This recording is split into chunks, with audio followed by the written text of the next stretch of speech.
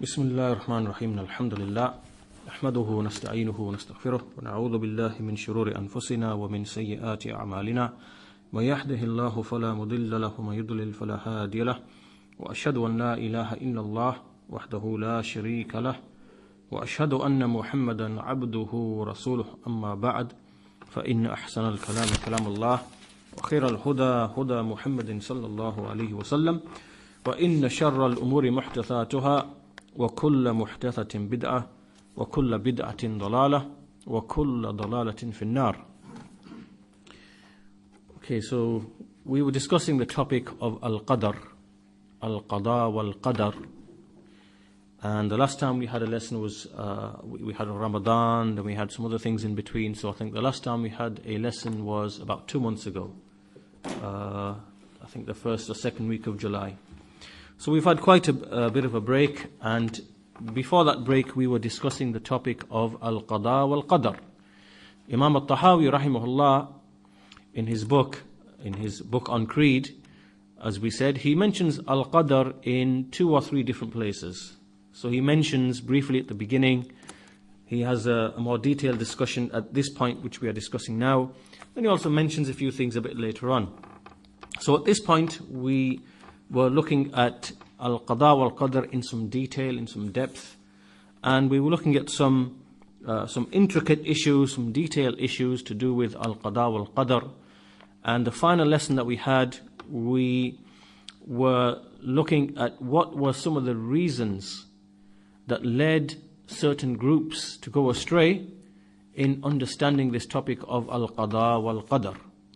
We mentioned 3 or 4 reasons for that. We said that one of the reasons for these people making errors in Al-Qada wal-Qadr is that they try to treat the actions of Allah subhanahu wa ta'ala to be like the actions of His servants.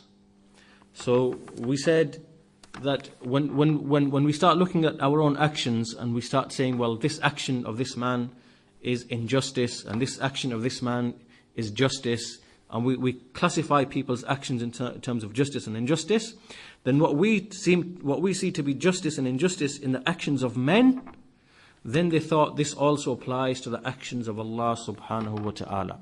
This is what we call making a false analogy, a false likeness between the actions of men and the actions of Allah subhanahu wa ta'ala. Okay, this is one of the reasons that we mentioned. The second reason that we mentioned was that when it comes to judging what is good and what is evil, what is hasan and what is qabih, what is good and what is repugnant, that the intellect, our minds, they thought that the mind in and of itself can determine everything which is right and everything which is wrong. And this is a mistake, right? So when they treated the mind to be like this, the intellect to be like this, then they started thinking that they could also judge what is good and evil in the actions of Allah subhanahu wa ta'ala. Okay, so they used the intellect in a way which is wrong, and they gave the intellect a position which it doesn't have. And so this was a second area or second reason where they went astray, and as a result of which they made mistakes in Al-Qada wal-Qadr. And the third reason was that they didn't distinguish between Allah's irada, because Allah has a wish, Allah has an irada, but Allah's irada is of 2 types. Allah has one irada, which is what we call the irada shar'iyyah. Irada shar'iyyah. That is, that Allah subhanahu wa ta'ala, there are certain things that He likes and He is pleased with, that He wants us to do. He wants us to believe in Him. He wants us to worship Him alone. He wants us to establish the prayer. He wants us to give the zakah, and give charity, fast, and so on and so forth. Be righteous to our parents. Okay, be good to the neighbor. All of these things are from Allah's irada shar'iyah, meaning those things that Allah wants and desires and wishes from His servants. But this does not mean that this will actually take place, because Allah subhanahu wa ta'ala has another irada, which is what we call irada kawniyya. Irada kawniyya. Irada kawniyya. This, by way of this irada, by way of this wish of Allah, everything that we see taking place in the creation takes place, whether it's good or whether it's bad. So we see, for example, don't we see that one person is a disbeliever, another person is a believer, one person worships Allah alone, another person worships other gods besides Allah, one person does acts of righteousness, another person does actions of evil. All of these are decreed by Allah. These are from Allah's will, Allah's wish. Allah wills them to come into existence. So what we do as Ahlul Sunnah, we distinguish between these two. We say that Allah's irada is of two types. By one irada, everything which happens to be, it comes to be, whether it's good or whether it's evil. Kufr or shirk, Tawheed or shirk, kufr or iman, sunnah or bid'ah, obedience or disobedience. Everything, Allah, He wishes it to happen, so it happens. But it doesn't mean that He is happy with everything He wants to happen. Do you understand? So Allah wills it to be that, for example, a person called John is going to be a disbeliever. That person called John, he will be a disbeliever. But does that mean Allah is pleased with that action? No. The answer is no. So in other words, Allah's will, Allah's irada is of two types. There's one irada by which He wants His servants to obey Him, and another irada by which He wills everything that comes into existence. So we distinguish between these two. But these people who went astray on the topic of Al-Qadr, they combined these two. They didn't distinguish between these two. Right? So this then led them to make other types of mistakes. So the point being that these, if you look, these are like certain underlying false principles that they came with, as a result of which they then went astray in the topic of Al-Qada wal-Qadar, when they began to bring these false principles. If you bring false principles into the religion, then you are going to make, your Aqeedah, your belief, is then going to become a victim to those false principles, and that's what actually happened with these groups. So we also mentioned then we mentioned in the previous lesson as well, that these groups who went astray in Al-Qadr, there were two main groups. The first group was the Qadariyah, and these are the people who denied that Allah subhanahu wa ta'ala, that He actually creates and brings into existence the actions of the servants, our actions. Right? So what they believed is that yes, Allah subhanahu wa ta'ala, well, one group of them, they denied that Allah has knowledge even of what we are going to do until after we do it. Right? This is one of the extreme groups of the Qadariyah. They denied Allah even has knowledge. So Allah does not know that Abdullah, for example, is going to pray Salatul Dhuhr tomorrow until after he's prayed Salatul Dhuhr tomorrow. Okay? So this is one group who denied Allah has knowledge of events before they occur, because they're denying all the levels of Al-Qadr. But another group, they accepted that Allah knows what will happen, but then they denied that Allah is the creator of the actions of every person. They believe that a man, he creates his own actions from himself. Allah has no control or power. In essence, Allah, so when a person prays or fasts, or when a person disbelieves and commits shirk, then that individual, he brought his own action into existence outside of Allah's power and control. Right? So this was the first group called the Qadariyah. The Qadariyah. And then we have a second group who are on the other extreme called the Jabariyah. And the Jabariyah, they basically said that a man has absolutely no control whatsoever. He is forced to do whatever he is, that he does. When he prays, when he fasts, or whether he believes or disbelieves, whether he commits shirk, whether he worships Allah alone, whether he sins, whether he obeys, everyone is forced to do what they do. And these are called the Jabariyah. This group is known as the Jabariyah, because the word Jabar means to be forced, to be compelled. To be forced, to be compelled. So they're the Jabariyah. And obviously, we mentioned in the previous lesson as well that there are some evil implications of both of these views. There are some evil implications. The first group, the Qadariyah, who denied that Allah actually creates the actions of the servants, then this means that now there are two creators in existence. So Allah is the creator, so He creates everything, but He doesn't create the actions of the servants. And then mankind, they are the creators as well, because they create their own actions.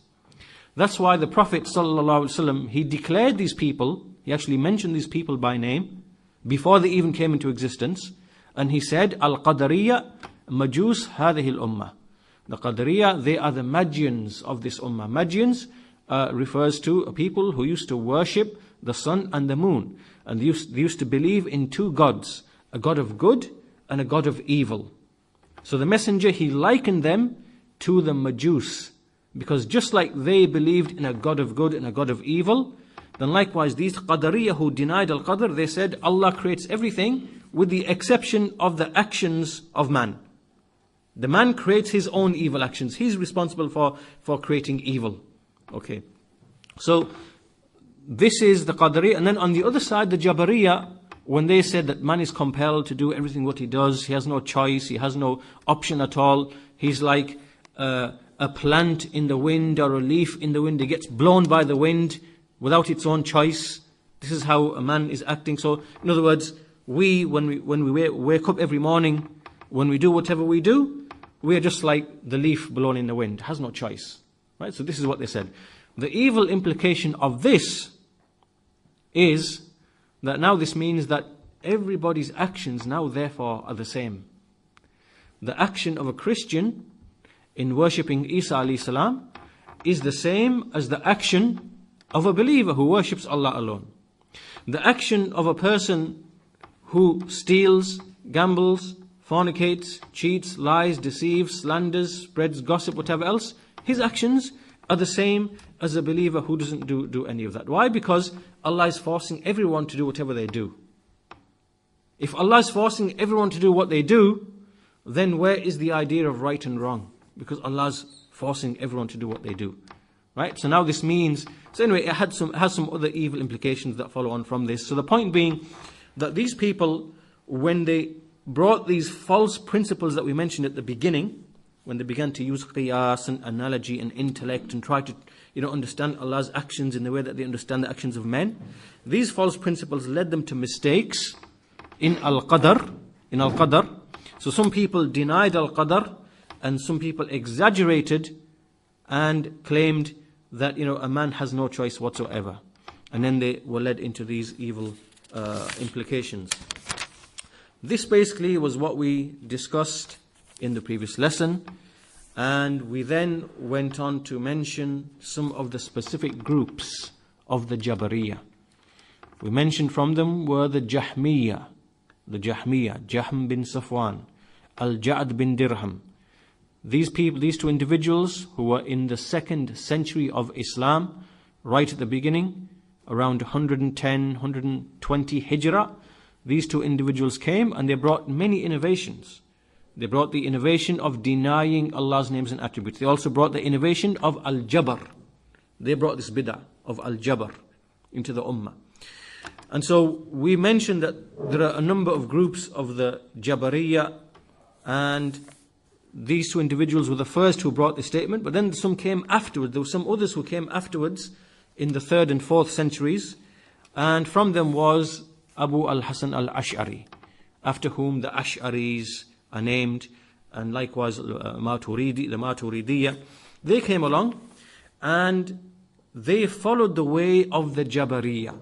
They followed the belief of the Jabariyah in exaggerating in Al-Qadr and claiming that a man has no choice in his actions. Okay. Now, the issue we want to discuss today, and it's a topic that we mentioned briefly in the previous lesson, is that when these people came along, these Ash'aris and Maturidis, and they were upon this belief that man is compelled and forced to do whatever he does, they had to somehow make this belief agree with what is in the Quran.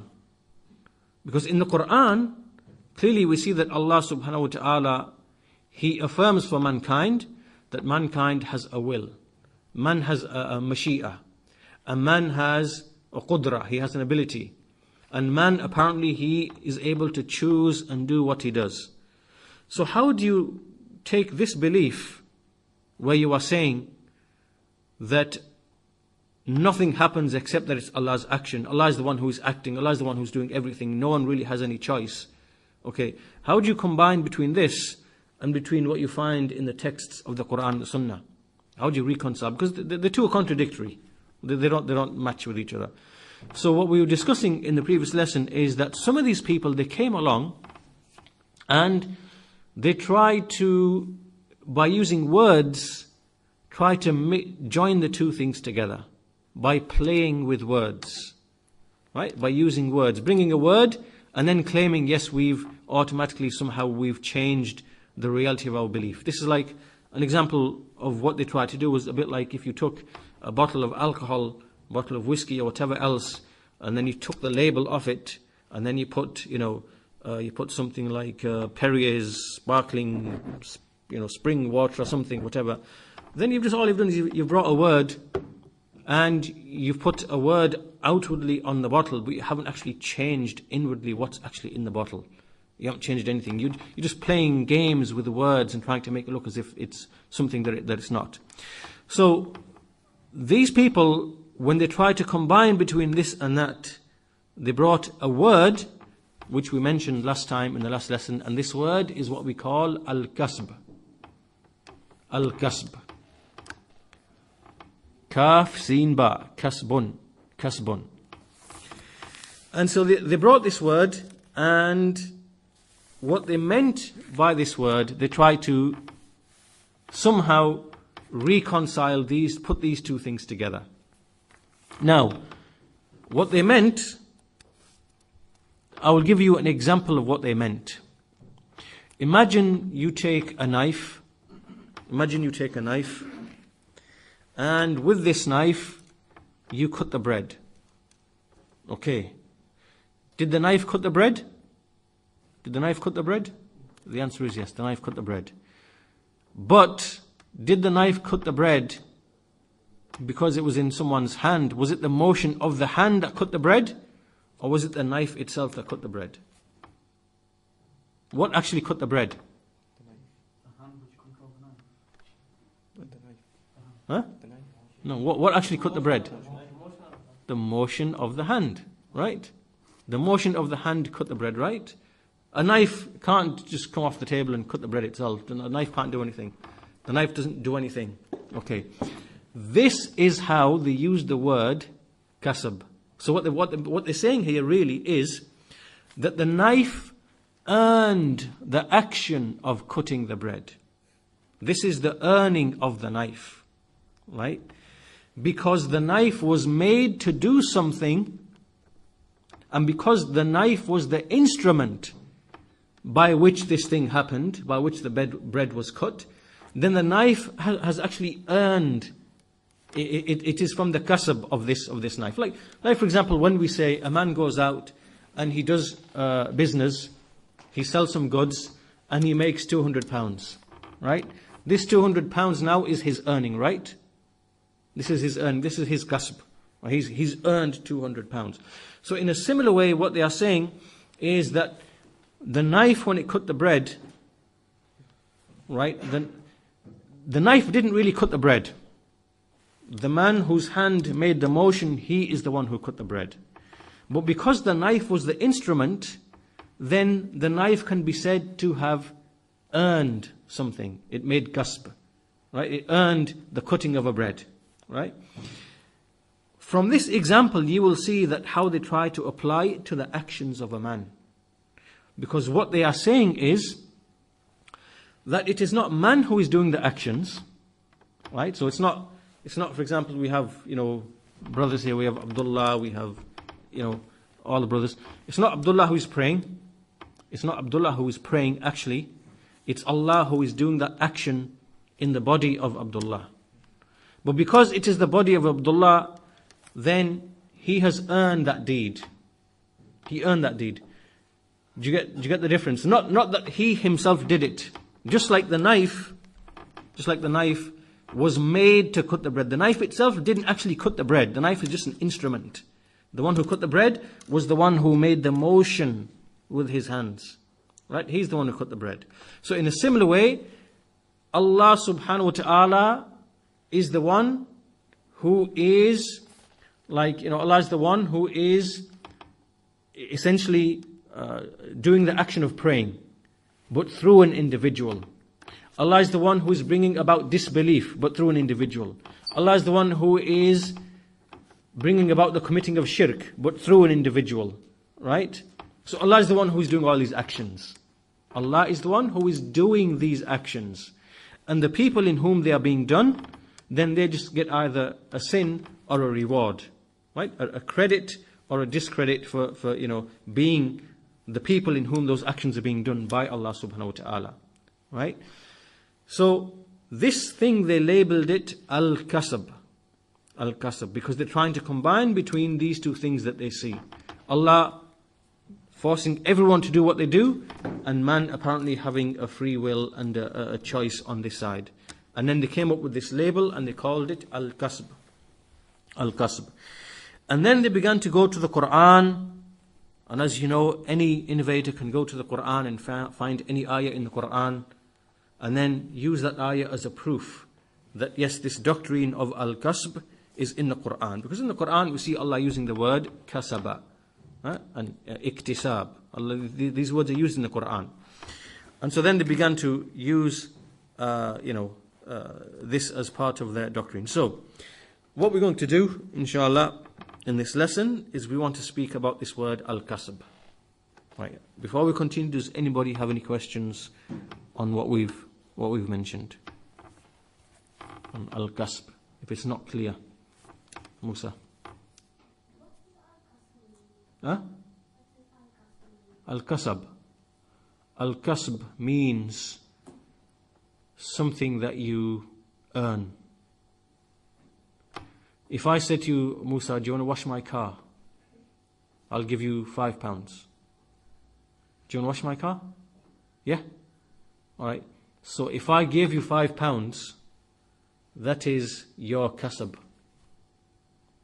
You just made £5. You've just earned £5, right? That's what we mean. That's what we mean by al-kasb. Do you understand? Good boy.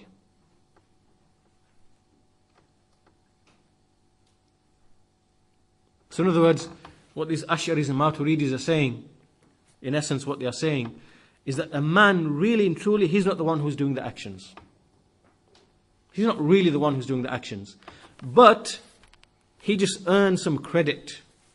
He's just earning some credit for being the physical body in whom Allah chose to do those actions. Right? That's what they're actually saying. Right? That's what they're saying.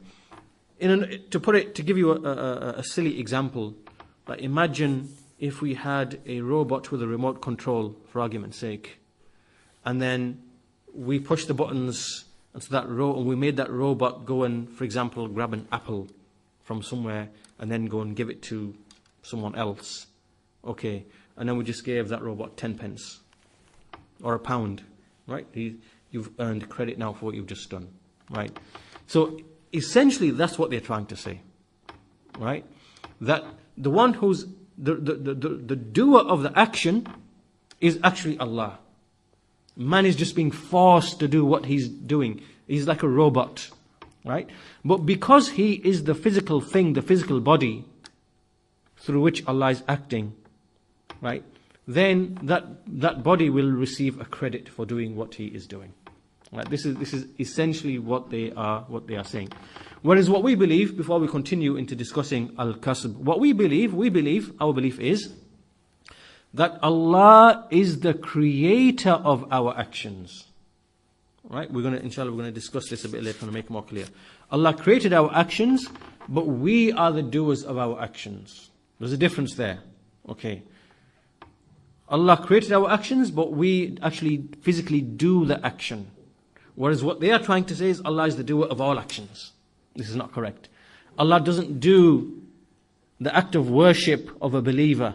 Allah's not the doer of that action. Allah is the creator of that action. Because Allah created you, and He created your limbs, and He put within you a will and a wish and a choice. And through those instruments and faculties, you did what you did. And because Allah created you, everything you do thereafter is also from Allah's creation. So your actions are the creations of Allah. Allah is the creation of Allah. But you are the one who is actually doing the actions. You are the fa'il. And Allah is the khaliq. Right? Allah is the creator, you are the doer. This is what we believe as people of the Sunnah. Allah creates the actions of man, but man is the one who does the actual actions. Because he has a will, he has a choice. He's been given reason. He's been sent books and messengers to know the right way from the wrong way. So he chooses to do his action. This is what we believe. So the important thing is that you understand in your mind the difference between what we as Ahlul Sunnah say, Allah is the creator of mankind and the creator of the actions, but the people have been given a choice and a will, and they are the doers of their actions. And because they do the actions out of choice and will, they therefore deserve to be rewarded and punished. Okay. Whereas what these people are saying is something different. They're saying something different. And the example to make it clear is like the robot, as I said, that the robot doesn't really have a will, doesn't really have any choice. We press the buttons and we force the robot to do what he's doing, and then we make the robot to do a good deed, and then we give the robot £1 and say that you've earned this because you did something good. Right? This is al-kasb of the Ash'aris and Maturidis. Right? So what we want to do here then, inshallah ta'ala, in today's lesson, after this introduction, is we want to speak about this word kasbun. Kasbun. And it's important that we understand that the wider issue here really is that when we come out there and we interact with these groups of misguidance and deviation. There are many groups of misguidance out there, from the Mu'tazila, the Jahmiyyah, the Ash'aris, the Maturidis, the Sufis. And like in our time, we have many groups present today, Ikhwanul Muslimun, Hizbut Tahrir, Jama'atul Tabligh, and all these different, people that are present. They come and they use terms. They use terms that seem to be Islamic. But what do these people really mean by these terms? What's the actual meaning they intend by this term? They could mean something completely different to what you think they are meaning. And this is how these people, they play games with words and phrases and terms. They write words, they use the word Tawheed. But the word Tawheed isn't the Tawheed that the messengers came with. This Tawheed is some other Tawheed that they're talking about. Like the Sufis. Tawheed to them is everything is one. Everything in existence is one. There's no Allah the creator and the creation. Everything is one, and this is Tawheed, meaning to make all of existence to be one. This is the Tawheed of some people. But the word used is Tawheed. Do they mean what we mean? No, they mean something else. And the same thing can be said by, with respect to many, many, many other words that have been used by people in the past and the present in order to, justify their false belief. So one of those words is al-kasb, in the topic of al-qadr. This word al-kasb, it has a number of meanings. And so we're going to elaborate upon what these different meanings are. And so there are actually three meanings used for the word, or three ways that this word al-kasb is used. Wait a minute, there's two meanings, but there are three groups who use it in different ways. Let's make that clear.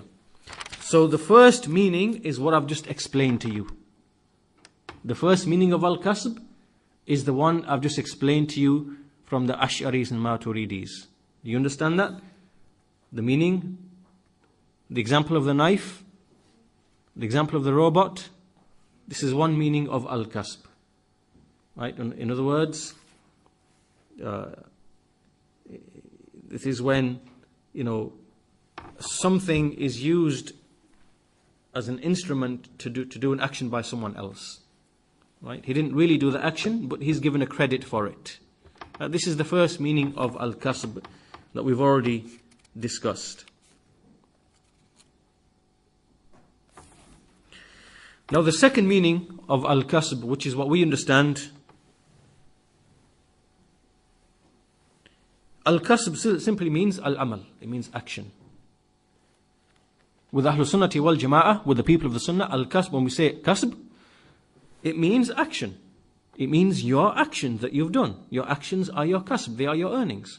This is the meaning of kasb in the Quran and in the Sunnah. Meaning your actions.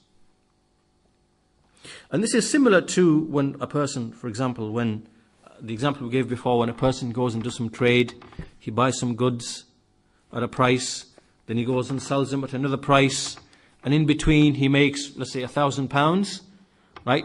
This is his kasb. This now is something that he's actually earned. He's physically earned. This is his kasb. In a similar way, the actions a man does, morning and evening, for the whole of his life, all of these actions, they are his kasb. They are his kasb. This is his earning. That's actually what he's earned. And so, this is what we see in the Quran when Allah subhanahu wa ta'ala says at the end of Surah Al-Baqarah. At the end of Surah Al-Baqarah, Allah says regarding each soul, لَهَا مَا كَسَبَتْ وَعَلَيْهَا مَكْتَسَبَتْ. لَهَا مَا كَسَبَتْ وَعَلَيْهَا مَكْتَسَبَتْ. That for every soul will be whatever it earned. Whatever it earned, kasabat. Whatever the soul earned, it will have that. And whatever it, وَعَلَيْهَا مَكْتَسَبَتْ, and likewise whatever evil it earned, it will also have that for itself. Okay, so this is the meaning of al-kasb, the correct meaning of al-kasb in the Quran. In the Quran.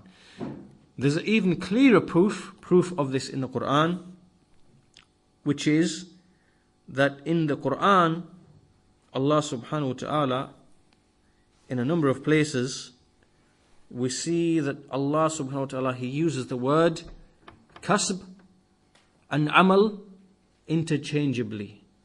Amal is your deeds. Kasb is your earning. Take these two verses for example. Allah subhanahu wa ta'ala, He says in Surah An-Nahl, Surah 16, verse 111. Allah says, وَتُوَفَّى كُلُّ نَفْسٍ مَا عَمِلَتْ. وَتُوَفَّى كُلُّ نَفْسٍ مَا عَمِلَتْ. Every soul will be given or recompensed whatever it earned. He used the word kasabat. He used the word amilat, that whatever it did. He used the word action. Every soul will be recompensed or rewarded with whatever it did, whatever actions it did. He used the word amilat. But in another ayah, in another verse in the Quran, in Surah Al-Baqarah, Surah 2 verse 281, Surah 2 verse 281, Allah subhanahu wa ta'ala said, ثُمَّ تُوَفَّى كُلُّ نَفْسٍ مَا كَسَبَتْ. Then every soul will be recompensed, but this time He used the word kasabat. He used the word kasabat. So in one verse He used the word amilat, that which a person did, the deeds which he worked. And in another verse Allah says kasabat, meaning that which he earned. That which he earned. And so from this we understand that kasb, a person's earning, is his deeds. Nothing other than his deeds. It's his deed. This is what the word kasb means in the book and in the sunnah. This is just like, for example, when you are employed by somebody to run a business. Okay, so you run the business and the employer calls you at the end of every week and shows to me, right, show me what you've earned. What have you earned? So you come to him and you say, well, here's what I've earned. These are my earnings.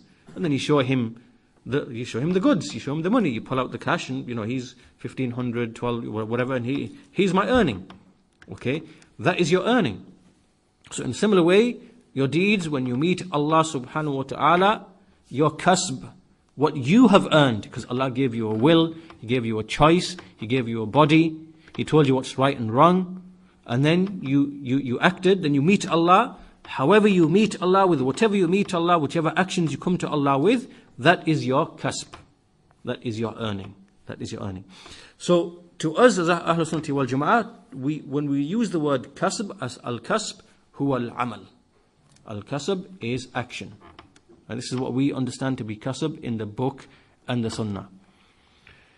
Can you see how this is different to the understanding of al-kasb of the Ash'aris and the Maturidis?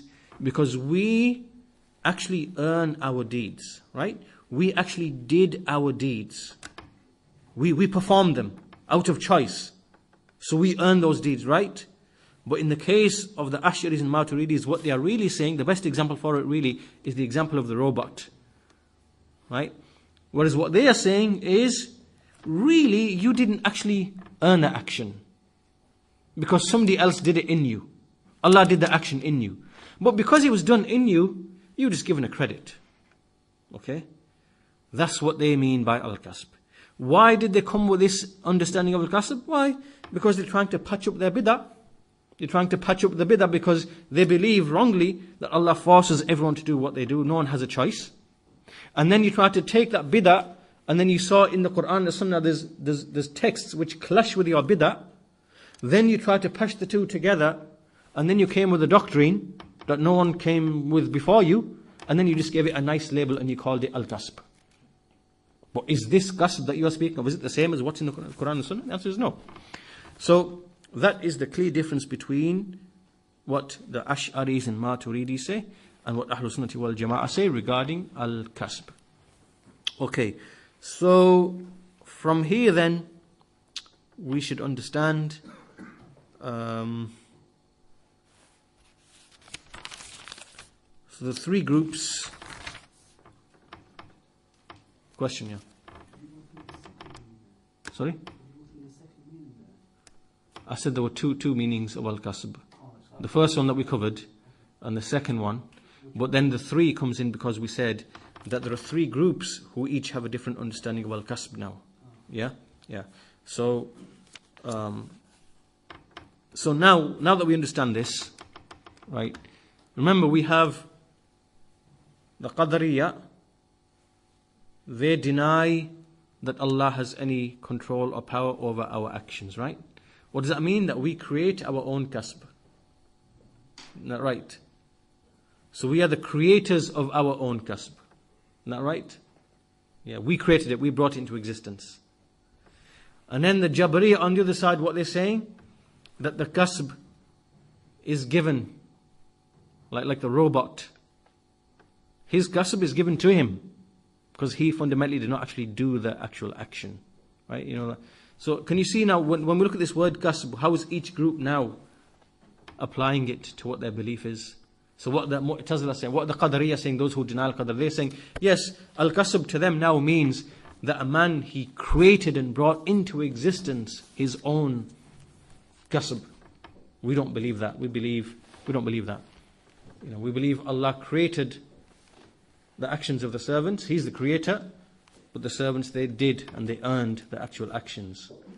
What they are saying, the Qadariyah who deny al-Qadr, that a person creates his own kasb, meaning creates his own actions. Right? And then the Jabariyah on the other side, those who exaggerate in al-Qadr and say man has no choice, they are saying that Allah subhanahu wa ta'ala bestows al-kasb. Allah is the one who's really doing the actions. Allah is doing the actions, right? No one has any will or choice, but He just says, okay, well, He's your earning. That's your earning. Because you were the body in which such and such action was performed. Not out of your choice, not out of your ikhtiyar, your choice. So anyway, you can have this kasab, you can have this earning for that. Right? So each group now will have its own interpretation of the meaning of al-kasb. Whereas what we say as Ahlul Sunnati wal Jama'ah in the middle, as Ahlul Sunnati wal Jama'ah, we say that al-kasab is al-amal, is our action that we chose to do. And Allah subhanahu wa ta'ala, that He gave us the faculties and He gave us the means by which we choose our actions. So yes, Allah created us. He gave us power and ability and gave us limbs. Right? But we actually are the ones who chose to do the actions. We performed the actions.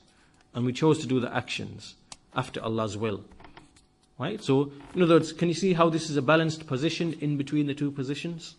Right? Because this is based upon the book and the sunnah. Yeah. How does this belief of kasab fit in with someone who's paralyzed, they can't move their hands or their legs? Okay. How can they earn? Okay. Just for the recording, there's a very good question, which is, how does this belief of al-kasb and this discussion we are having, how does it fit in with, say, for example, someone who is paralyzed and who doesn't have the physical means? And so that question, actually, it nicely comes at the right time, because that's the very issue that we're discussing now. And this issue then is something that will make the whole of this lesson, inshallah, very clear to you. This issue now then comes to the actual issue of the servant himself, and how he, how Allah has created the servant, and the action of the servant, how does it come about? Right? So this part now, if you can understand this bit, inshallah, then the whole of the lesson will become clear to you. Right? So this brings us to the next point, which is, when we say that Allah created the actions of the servants, what do we really mean? Because remember earlier we said that Allah is the creator of our actions, but we are the doers. This is what we're going to explain now, inshallah ta'ala. What do we really mean when we say Allah created the action of the servant? Okay. What do we mean? What do we mean by this? What we mean by this, or what we should understand by this? First of all, let's start with an action. Okay. So let's imagine a man, he goes to a mosque and he prays in the mosque. Right? Can someone tell me what are the two things, what are the two qualities that made the action possible for that man? What are the two qualities that every single human being has been given, as a result of which he is able to perform actions? What are those two underlying qualities? Yeah, that's it. What's the Arabic terms? Qudra and, irada. Irada and qudra. Right, so let's give an example. A man, he has an illness, but he wants to go to the mosque. No, but he can't. So does he have irada? Does he have the desire to go to the mosque? Yeah. Does he have the qudra? Does he have the qudra in that instant? No, he doesn't have the ability. Okay, so he didn't go to the mosque. All right. We have a second person, fit, healthy young man. Nothing wrong with him. Can he go to the mosque? Yeah. Does he have qudra? Yeah. Yes. Yes. But in his mind, in his irada, he's hesitating. Mutaraddid. Shall I go? Shall I not go? Shall I? He doesn't have a firm will. Doesn't have a firm will. Right. Will he go to the mosque? No. No.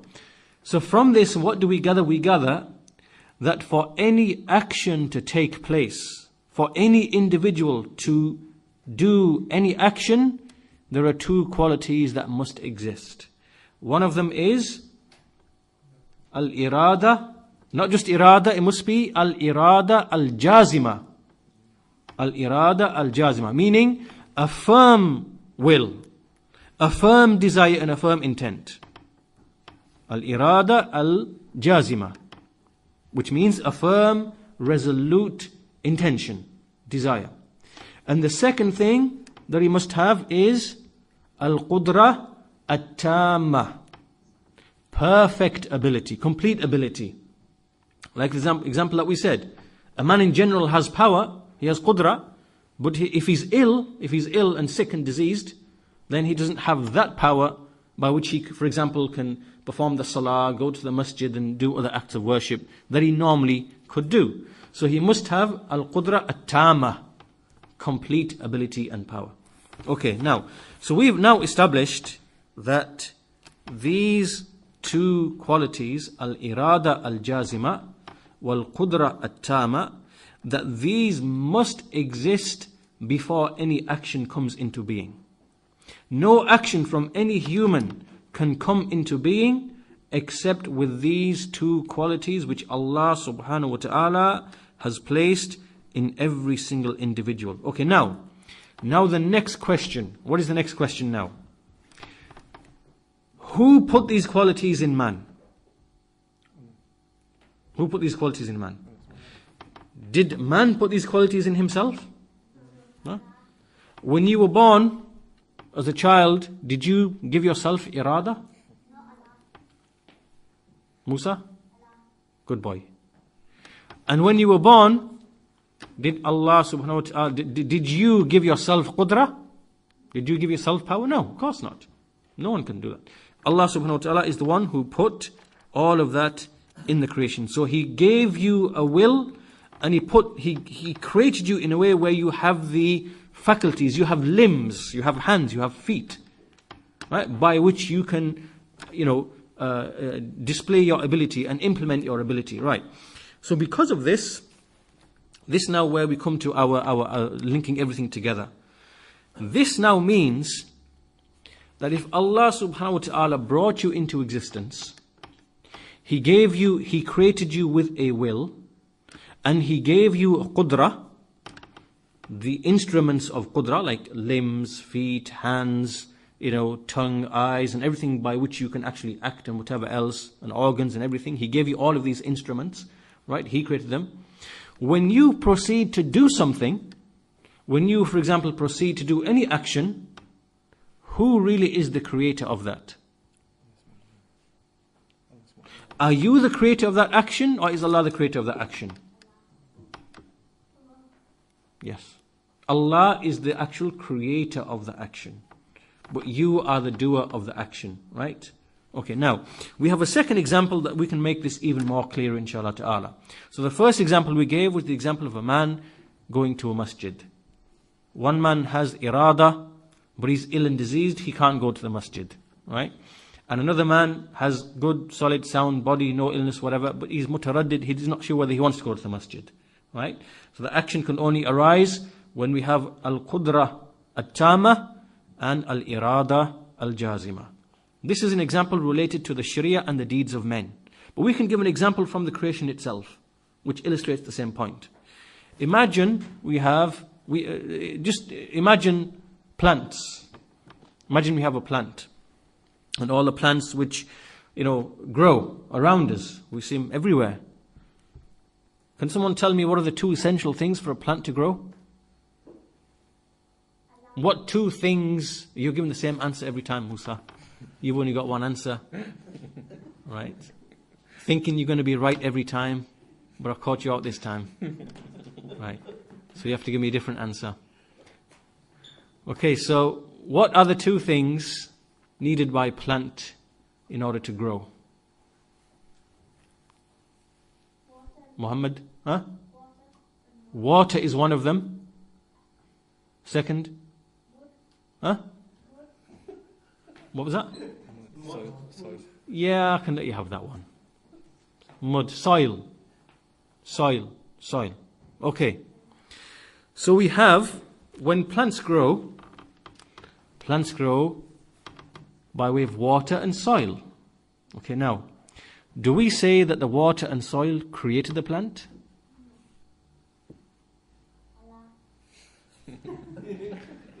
So can we say that the water and soil created the plant? The answer is no.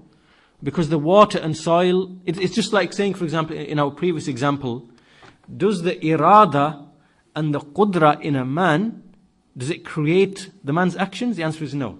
Because irada and qudra itself is created by Allah subhanahu wa ta'ala. Rather, these are just means and faculties. Right. So in a similar way, water and soil, they enable a plant to grow.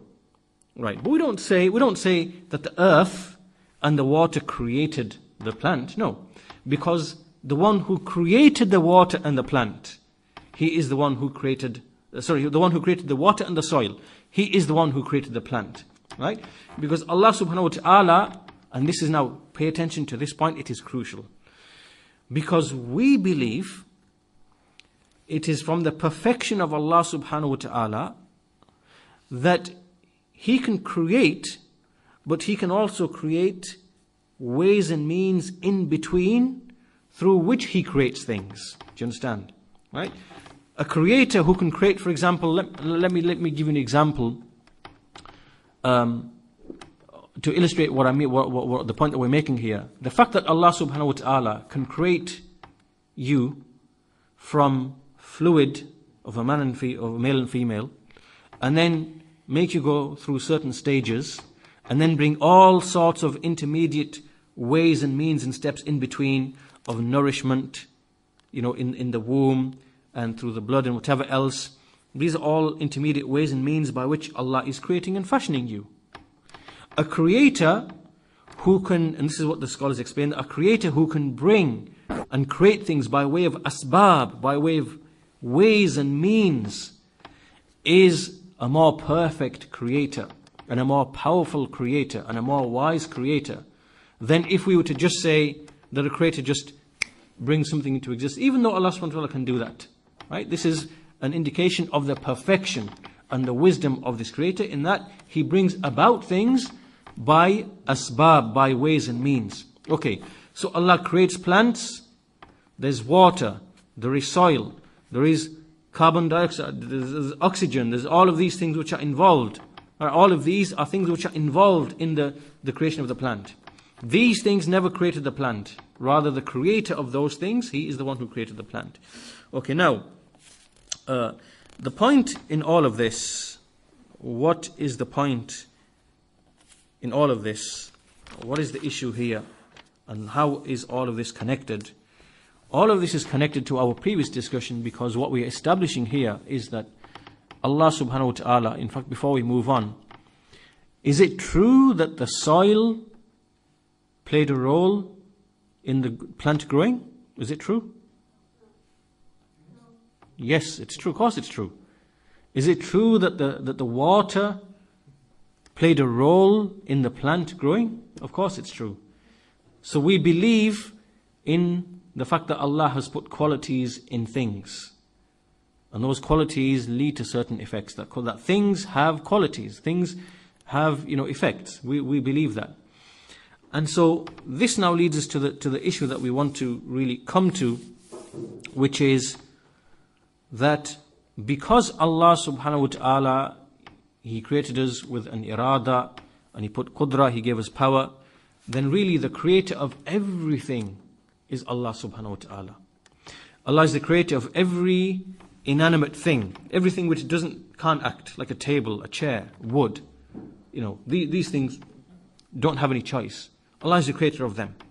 Allah is likewise the creator of mankind. He created them. And He gave them a will and choice. And whatever they in turn do, that too is from the creation of Allah subhanahu wa ta'ala. Okay. And the proof for this in the Quran is the saying of Allah, Wallahu khalaqakum wama ta'malun. That Allah created you and whatever you do. And whatever actions you do. Surah As-Safat, Surah 37, verse 96. 37, verse 96. And likewise, Allah says in a more general sense, Allahu khaliqu kulli shay'in. Allah is the creator of everything. Surah Az-Zumar, Surah 39, verse 63. So, the point being then is that we believe Allah is the creator of every single thing, even the actions of the servants. But as for the doers, as for the ones who actually do the actions, then it is as we do the actions. Allah creates the actions because He created us, gave us the means, the faculties, the hearing, the seeing, the heart, the brain, sent us messengers, gave us aql, gave us fitra, told us what's right, told us what's wrong, gave us an irada, gave us limbs, and then from all of that, we chose to act. Right? So we did the actual actions. Allah, He created the actions. Right?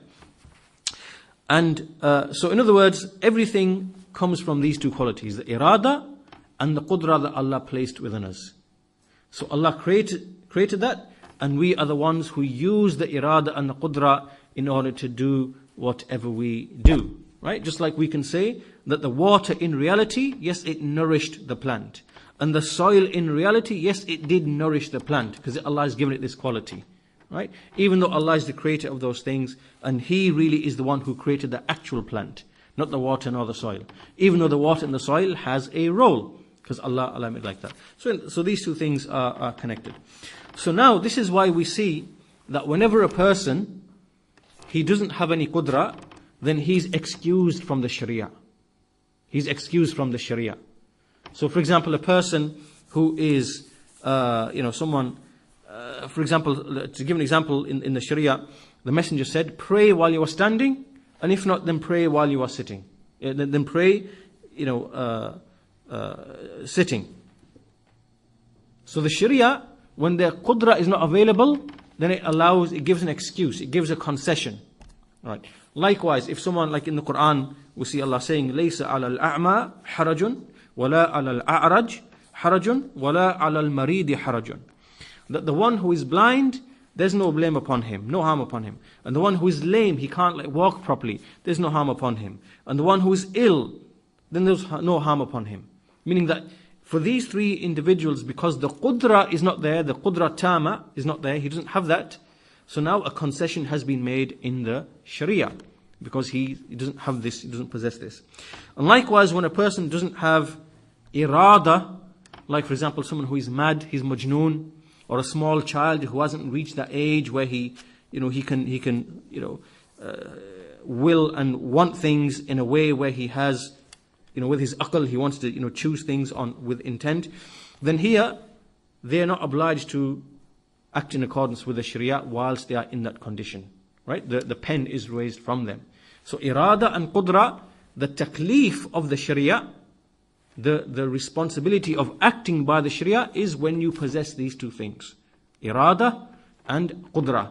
And when there is a defect in those two things, like you're a small child, or you are mad, or your mind is not there, or you have an illness which debilitates you, you don't have the qudra, then the concession is made in the Sharia, and in some cases the pen is lifted from you. Your deeds are not written down because you're not responsible for them. So the point from all this that we want to establish here is, how do we differ from the Qadariyah, and how do we differ from the Jabariyah? Okay, we establish that Allah has created man with irada and with qudra. Through these two qualities, actions arise from him. He chooses to do actions. Irada and qudra, they are the means by which he chooses to do actions. So he is the doer of his actions.